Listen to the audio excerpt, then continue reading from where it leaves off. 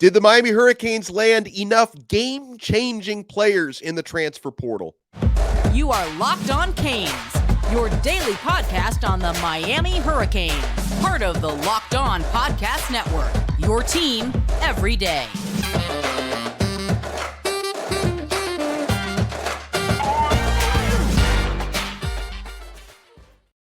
I am Alex Donno, University of Miami alumnus, longtime South Florida sports radio vet, and contributor to allhurricanes.com. And thank you so much to the everydayers for making Locked On Canes your first listen today. We are available free wherever you get your podcasts and available free on YouTube. I am back. I took a 24-hour hiatus fighting through the flu. I'm a lot better today than I was yesterday. So thanks everyone to the well wishes. And today's episode is brought to you by Bird Dogs. Go to birddogs.com/lockedoncollege. And when you enter promo code LOCKEDONCollege, they'll throw in a free custom Bird Dogs Yeti-style tumbler with every order. So I feel like I'm going to have to talk the truth teller off of a ledge today. It's a truth teller Tuesday on a Thursday. My flu has screwed up the whole schedule this week. But Bruce, okay, before I introduce you, I got to say, I'm really happy with what Miami did in the transfer portal. They finished with a top 8 transfer portal class, so top 10 recruiting class and a top 10 transfer portal class. But I'm talking with Bruce off the air, and you seem very skeptical. You seem skeptical about the players Miami has brought in through the portal. Why? I don't think, and again, this is me just saying what I feel, so people can disagree, which they always seem to do. Get this guy out of there. He thinks he knows everything.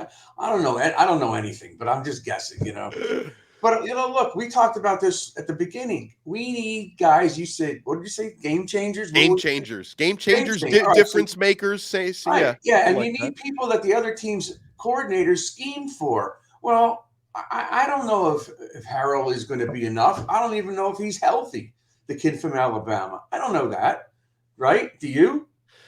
He is supposedly healthy now. Have you seen him? Have you seen him? Did he play this past year? No. He missed most of this past year. But here's the thing. Hold on. But the whole thing about game changer, and obviously I haven't seen his medicals. I'm not his doctor. I haven't examined him, but assuming this guy, Tyler Harrell, is healthy, this dude runs a 4.2. Like, he can take the top off of defense, Bruce. That's the type of player that does force opposing defensive coordinators to game plan for. That, to me, is a game changer. Okay. And that means he's got to beat somebody out. He's going to, or get in there with 4 wide receivers, or they'll take somebody out and he gets in there. I have no problem with that in theory. I just haven't seen him play much, and I haven't seen his results. So he could run a 4.2 and drop the ball. I don't know. That's why I'm somewhat skeptical, because we've seen that before around here. Yeah, we have. And the running back, I like him. I like him a lot, but he may be just a somewhat faster version of what we already have back there. I think the key is, and again, I just said this to you before, I love Fletcher. He's a big back, and he could run for 100 yards easy with 10 carries every week. But if they're going to put him in there and block for Tyler, I don't know. I'd be very scared of that. As only if he was here from the very beginning of spring practice, I got it. But if he's coming in here in a couple of weeks or in another month or so, and he's going to be blocking for who we cannot lose, who almost got killed last year, that's the part that scares me. So if he gets into the game, 95% he's getting the ball to run. So listen, he's still going to be great, but he's got a lot to learn. He hasn't been here yet, not one practice with the team yet. So I like his upside, but I'm looking at this year. This is a critical year. Can't lose 7 games anymore. You shouldn't even go 6-6. But they have us picked, 6th in the ACC. I mentioned it before. There's a list. They got Florida State on top of Clemson, and then North Carolina and a few teams, and then comes Miami. What is that, ESPN's projections? I don't know if it was them. I don't know where I saw it, but I saw it last night, and I'm still recovering from my wisdom tooth that was yanked last week. I'm still sore. By the way, between the two of us, we are such a mess, man. Here I'm on influenza. You've got your wisdom teeth were just, which you're a middle-aged guy. I don't know. I got my wisdom teeth out at. Well, Whoa. I was trying to be generous. Nice. I'm 69 years old. 69 years old. Bruce, I had my wisdom teeth taken out at 19. Why did they wait till 69 for you? I know. And then, look at the D tackle spot. We didn't get the kid who winds up at Ohio State. Yeah. Where are we getting the help up front? Everybody's banking on, and I saw the draft list for next year, and I see Taylor's name on there. Based off of what? An upside? I don't care what his upside is. Yeah. Let's see him perform on the field. So, yeah, there's still areas of concern for me. And, yes, I like what they've done to a certain extent. I think they whiffed on some people. The recruiting seems to be going well. They got a 2026 kid the other day. So, yeah, that's all well and good. But this season is critical. And in the first 2 games, I get it. They've got to beat Texas A&M at home. They've got to beat them. That's, to me, is the most important game of the season because that's the springboard. If they beat them, they should have confidence to be able to beat these other average teams that they're going to play and then be ready for Florida State, North Carolina, and Clemson. They have to beat A&M. That's an SEC school. Not in the ACC, it won't count, but still, that's a must-win game. And that's the springboard. Are they ready to beat these guys? I don't know. All right, so I think if I can sum up your concerns here, and I can tell you're an attorney with the way that you lay this out. The big concern for you is that there's a lot of what-ifs. Am I correct on that? That it's like, what if Tyler Harrell isn't healthy? List of what-ifs. Not even mentioned so far is Zion Nelson. He's got to be healthy. But that has nothing to do with the portal. I thought we were talking about the transfer portal. I'm talking about the team. Look, okay, so in the portal, did they bring in a left tackle that could fill in case he's not ready? No. I'm not being negative. I'm just trying to tell you where my concerns are. Because when the season starts, I don't want to sit here and say, I told you so, and I didn't tell you. So... okay, and it's fair. Okay, Zion Nelson is a fair what if, but here's the thing: like some of your what ifs, you've got to take a little bit of a leap of faith because, by all accounts, and I've followed up on this several times, Zion is about as healthy as he could possibly be right now heading into the season. So I've just got to keep my fingers crossed that he can stay healthy because that's the answer. Stay healthy. That's the answer. Okay. You know, same thing with Tyler Harrell that, I've got to keep my fingers crossed that if he's healthy now, he can stay healthy. Ajay Allen, the running back, I'm not concerned about him at all. He did miss most of last year with Nebraska injured, but it was a collarbone injury that he's fully recovered from. And that's not, a collarbone isn't something that lingers like a leg issue or a knee issue or something. So I think he's going to be fine. But here's why, Bruce, I feel pretty good about the difference makers. But they got him for what reason? They must be concerned about Chaney. They must be. Citizen, I think they're concerned. I don't think Citizen's going to be ready to start the season. He's not going to play this year. They're going to shirt him again. But I think there's a reason they got Allen, and I like that acquisition. Yeah. I like him being here. But again, if it's not, Parrish isn't going to go to the house too often on any one play. I don't know about Allen's speed. But, Fletcher can be. Now, Fletcher's going to have to work himself in. I'll bet he gets a lot of carries in the first 2 games so to get ready for A&M. That's what I think is going to happen. That's right. All right, so hold on. I want to talk a little bit more about who I feel are the difference makers in this transfer portal class, the game changers. We continue the Truth Teller Tuesday on a Thursday. Alex Donno, always happy to talk with Bruce Warner. We're only getting started here on Locked On Canes. Folks, I've got my Bird Dogs shorts on today, and I feel fantastic. I got to change my camera setup so you can actually see this. But let me assure you, they make my legs look amazing. You'll have to take my word for it and my wife's word for it because that's what she told me. Guys, when I'm wearing my Bird Dog shorts, it feels like summer, okay? Because these shorts are light. They're perfect for South Florida. They're casual enough to wear by the pool, but they're nice enough to wear them out, running errands, going to even meet. I mean, these days you can wear shorts to meetings. I mean, it's Florida. It's 2023. Perfect amount of stretch and comfort in these shorts, and they really look and feel nice. So I encourage you to check out these Bird Dog shorts, especially when you live down in South Florida and it's really, really hot out here. They give me the freedom to wear one pair of shorts on the golf course, to a meeting, on a date, or hanging out with friends. So you guys need go ahead. A date? Does your wife notice? Well, I mean dates with the wife, You just put your foot in your mouth. You may need me to represent you. At least I got my attorney right here.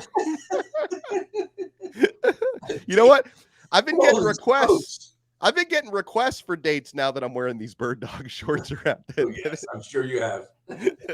Go to birddogs.com/lockedoncollege. And when you enter our promo code LockedOnCollege, they'll throw in a free custom Bird Dogs Yeti style tumbler with every order. So check it out. birddogs.com/lockedoncollege. So I got my, I see this. I'm going to check it out because I'm married, and what the hell, if you're getting dates, why not?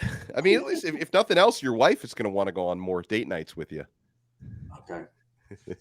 When she's in town.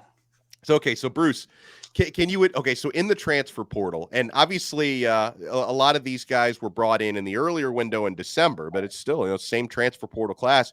You got a new starting left guard in Javion Cohen, hadn't given up a sack at Alabama. Starting center, Matt Lee from UCF, who I think is going to be maybe the outstanding player on that offensive line this year. He's impressing me so much.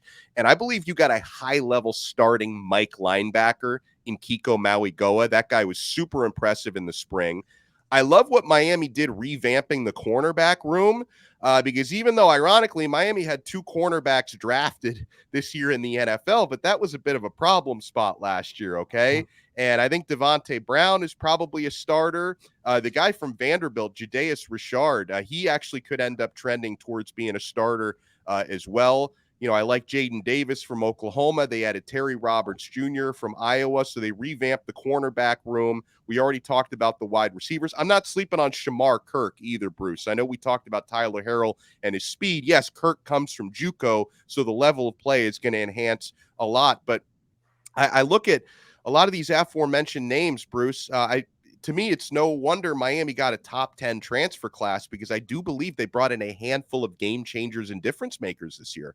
Yeah, they need a lot of those guys. When I went down to that practice the week before the scrimmage, you could just see, and I told you what Darren Smith was telling me. You got to finish. A lot of these guys didn't finish. The DBs weren't finishing. Remember I told you that story, how the guy, he batted the ball down. He should have caught it. Right. Instead of it could have been a touchdown. So anyway, they have competition now when they're practicing. That's something they needed, depth and competition.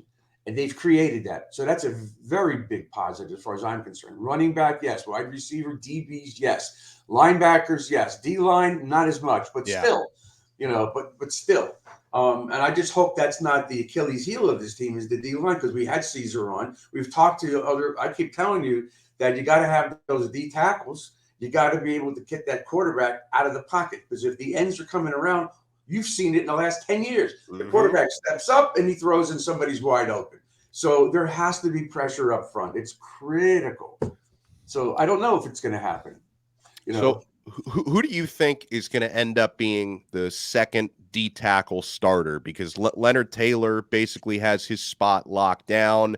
I think maybe on paper it's probably Jared Harrison Hunt, but I got to wonder if one of the new guys can step into that, because, and I know that all the new guys are undersized, except, Anthony Campbell. He's interesting because he's 6'7", has got a crazy wingspan. So I wonder if he can kind of end up being this year's version of Darrell Jackson, who had similar dimensions, was a little heavier, but had similar dimensions to what Anthony Campbell had. So if it's Taylor next to Campbell or Taylor next to Hunt, there's no question the rotation got a little bit deeper. They just didn't get a lot bigger because Branson Deen, Thomas Gore, these are undersized guys. I'll tell you somebody, Bruce, who I think is going to be one of the keys to the season. I don't expect him to be a starter, but if he can step up to be a solid rotational guy and really plug up those running lanes, Ahmad Moten, that's someone I want everybody to watch this year, because he does have that size that we talk about. He is an over 300-pound guy. I think Dean is going to start.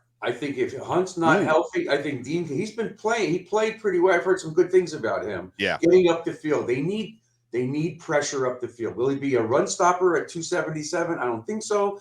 But I think he's going to create havoc, which is all you really need. You need those 5 offensive linemen occupied by 4 D linemen, so the linebackers are free. So he's going to be in there, and I agree on Moten. Moten if he has a good offseason and has a good summer, he's got the size and the girth to be able to play well. So I agree with you 100% on that. Those are the two that I think, because they didn't bring anybody else in. And if Moten is, if he's motivated, he's good. He's very good. He's got the size. So I think that answers the question. I'm expecting the DNs to be really, really good. Yeah. And then of course, you've got Bain, who's, they're going to move him around. They're not going to put him in the same spot. They can't, because he's dangerous off the edge. He's dangerous up the middle.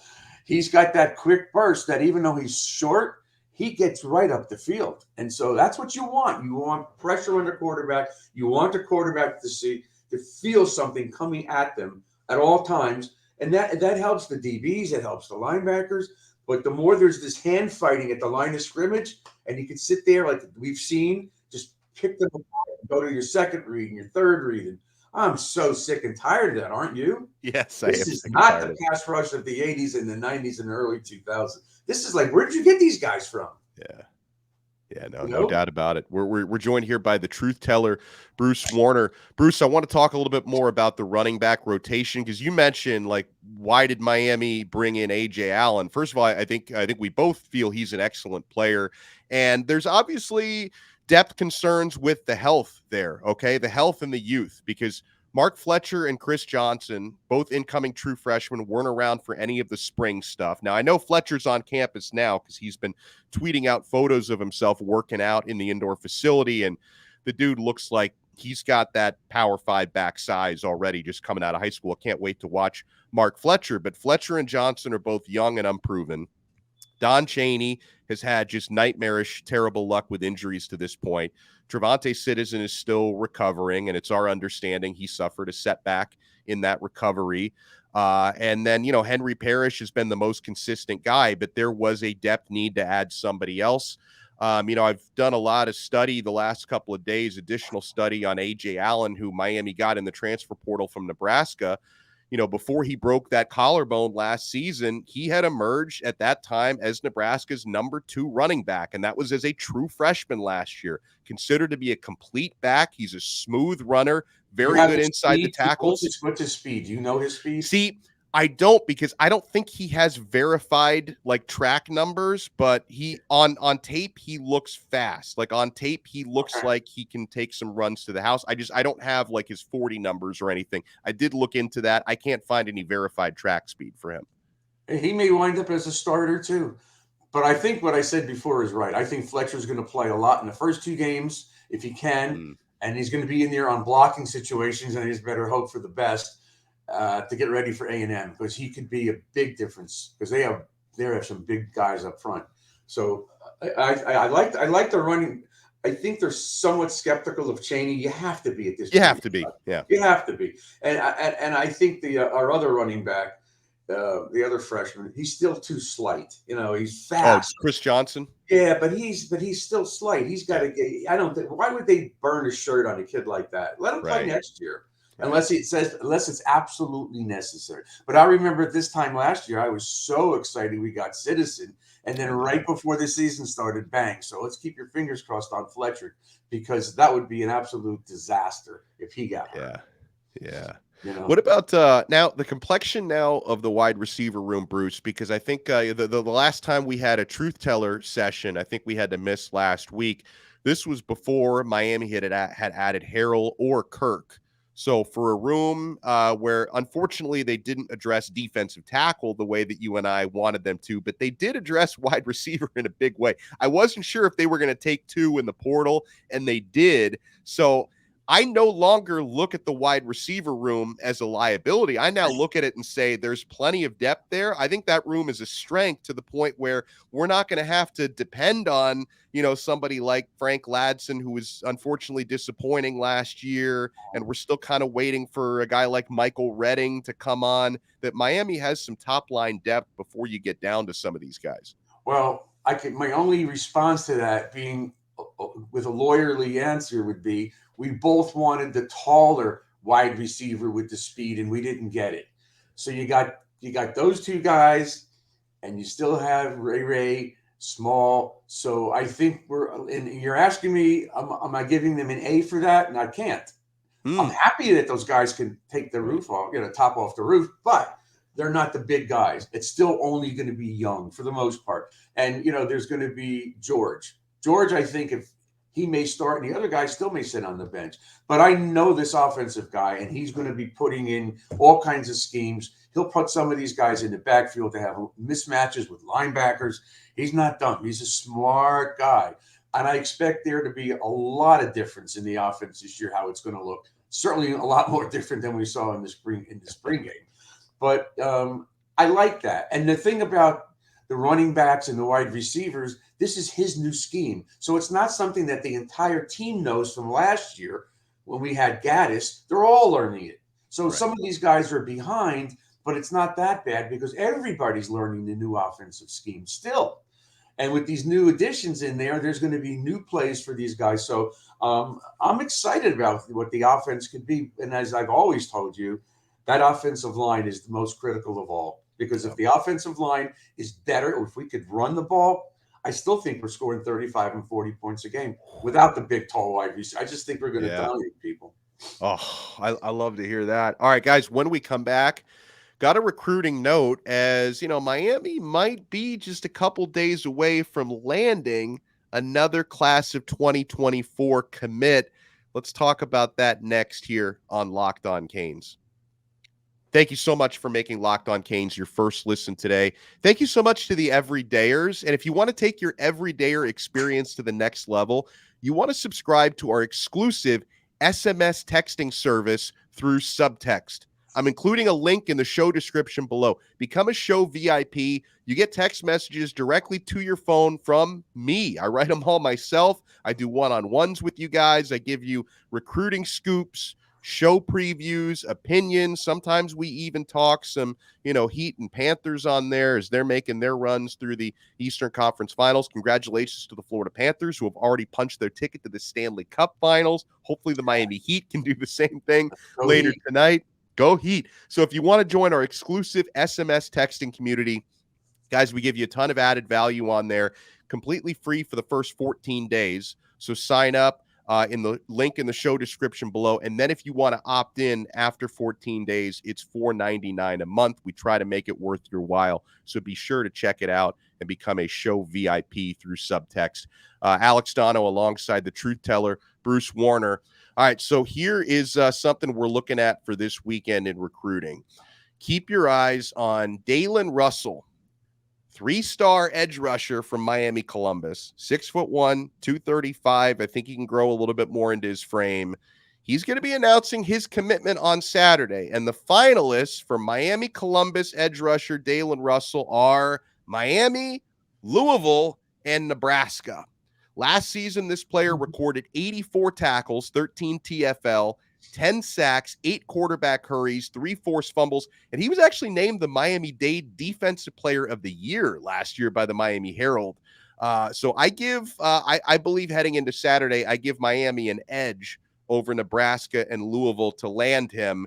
And I'm already kind of preparing myself for the response from the fans if he does pick Miami this Saturday, because some of you guys are a little ridiculous. If he picks Miami, the Star Chasers are going to complain about landing another 3-star player. What are we doing, Mario? Think Ruben Bain. Size, this kid can play football. Yeah. He can play football. So, yeah, you worry about the size, against the run and things like that. But you know what? He can play. And by the way, Miami, come on in. And by the way, Bruce, whenever and he hasn't picked Miami yet, so we'll see how this plays out on Saturday. I think he's going to pick Miami. And I was texting, the most reliable source that I have on South Florida high school sports, Larry Bluestein. I asked him about Daylen Russell. Can he play? I asked Blue, and Blue said he is an excellent player. And, he's not blowing smoke. So Daylen Russell is somebody I'm watching.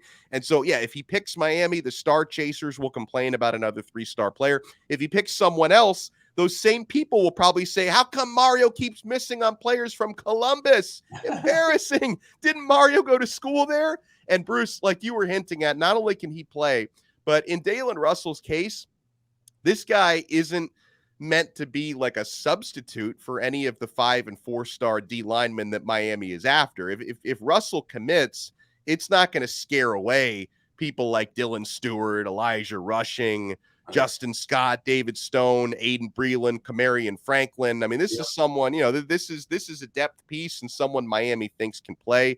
And I think it's a good thing for Cristobal and Mirabal to churn that Columbus pipeline. Right, keep that one in the central one. But when you talk to Blues Yeah. team, because I watch your interviews, I've known him for a long time too.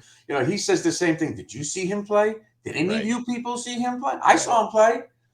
Okay, so that's all you have to hear. You ask Larry that question, of course, you can shut your mic off for 15 minutes because he just goes.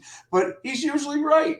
Yeah. The stories he's told me, unbelievable. Ask him about the recruitment for what was the quarterback who went to Louisville? Teddy Bridgewater. Yeah, ask him about the recruitment. He went down there once, and the offensive coordinator was the guy who was at Pitt recently. I keep forgetting names, so I'm getting old. And he said, I'm going to introduce you to Bridgewater. He says, I don't need to talk to him.